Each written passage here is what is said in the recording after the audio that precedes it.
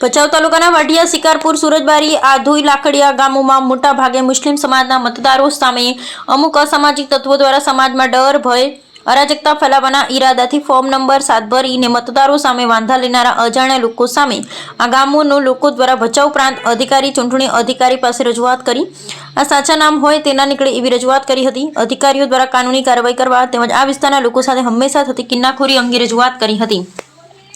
સાચા લોકોના નામ કમી કરાવવા ફોર્મ 7 રજૂ કરનારા ખોટા અરજદારો ઉપર પોલીસ કાર્યવાહી હાથ ધરવામાં આવે એ બાબતે તથા લઘુમતી સમાજના એક પણ સાચો વ્યક્તિનો મતદાન અધિકાર ન છીનવા એ અંગે આગેવાનોએ લેખિત રજૂઆત કરી હતી।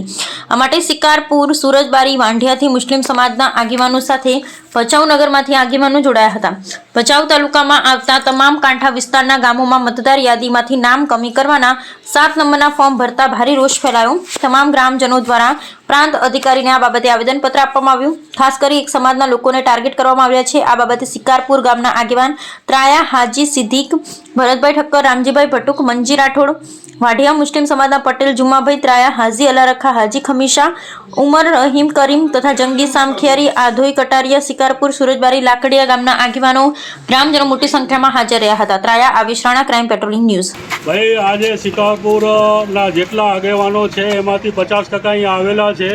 456 માણસોના નામ નીકળી ગયેલા છે, જે અમને મોટો અન્યાય થયો છે। આ અન્યાય સહન થાય એમ નથી, તેમ છતાં પણ આજે અહીંયા પ્રાંત અધિકારી બેન પાસે, ડેપ્યુટી કલેક્ટર સાહેબ પાસે અમે રજૂઆત કરેલી છે અને એનો અમને ઉકેલ જલ્દીથી જલ્દી આવે એના માટે અમે પૂરા પ્રયાસ કર્યા છે। ગામના માણસો ધંધો રોજગાર મૂકીને અહીંયા પ્રાંત કચેરી આવેલ છે રજૂઆત કરવા માટે।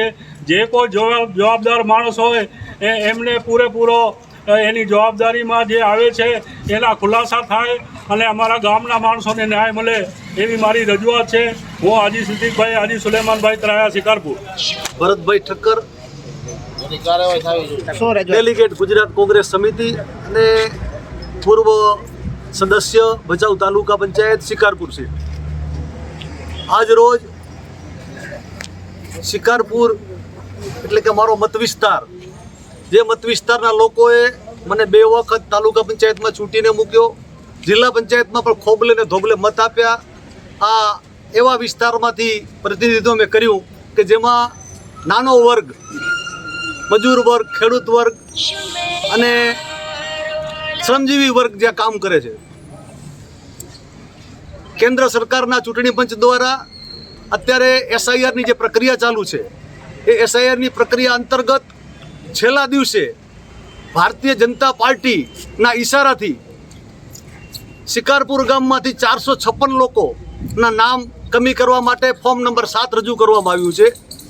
એ જ રીતે વાંઢિયામાં પણ રજૂ કરવામાં આવ્યું છે। એ જ રીતે મારો મત વિસ્તાર સુરજબારી, ત્યાં પણ રજૂ કરવામાં આવ્યું છે અને જેના નામથી રજૂ કરવામાં આવ્યું એ પણ કહે છે ભાઈ મને ખ્યાલ નથી એમ।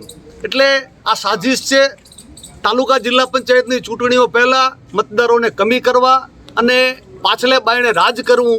આ ગેરરીતિ સામે આજ રોજ મારા મત વિસ્તારના તમામ આગેવાનો અને કાર્યકરો મોટી સંખ્યામાં અત્રે પ્રાંત કચેરીમાં ઉપસ્થિત થયેલ છે। પ્રાંત અધિકારીને આવેદનપત્ર આપવામાં આવ્યું અને પ્રાંત અધિકારી પાસે માંગણી કરવામાં આવી કે આમાં તમને એવું લાગે 5-15 નામ ખોટા હોય તો તમને કાઢવાની છૂટ છે, પણ એક પણ સાચો મતદાર આમાં રહી ન જાય એની તકેદારી રાખો। અને એનાથી વધારે જે ચૂંટણી પંચનો નિયમ છે, કેન્દ્રીય ચૂંટણી પંચનો SIR મુજબ, કે જેમણે 7 નંબરનું ફોર્મ રજૂ કર્યું હોય એણે જેનો પણ વાંધો લીધો એનો પુરાવો રજૂ કરવાનો થાય અને પુરાવો રજૂ ન કરે તો એના સામે ગુનો દાખલ કરવાનો થાય।